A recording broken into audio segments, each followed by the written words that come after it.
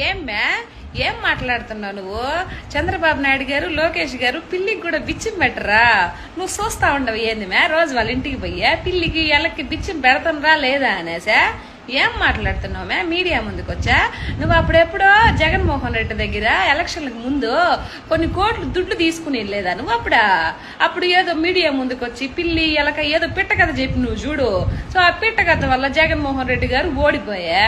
ఆ తర్వాత డబ్బులేమో అనవసరంగా నీకు ఇచ్చి వేస్ట్ అయిపోయా. అప్పుడు దానికి లాభం లేకపోయేసరికి మళ్ళీ నీకు ఒక మొటిక్కాయి, ఒక జల్లకాయి, ఒక గిల్లికాయ అయ్యేసరికి మళ్ళీ మీడియా ముందుకు వచ్చినాడు. పిల్లికి ఎలకి బిచ్చం పెట్టరానే ఓమే చంద్రబాబు నాయుడు గారు భార్య భువనేశ్వరమ్మ గారు తెలుసు కదా నీకు? 2 కోట్లు ఇచ్చింది మే విజయవాడ మునిగిపోయినప్పుడు వాళ్ళకి. మీ జగన్మోహన్ రెడ్డి ఏమి ఇచ్చింది మే చెప్పు? ఏమి ఇచ్చిండు? Water bottle ఇచ్చిందనే.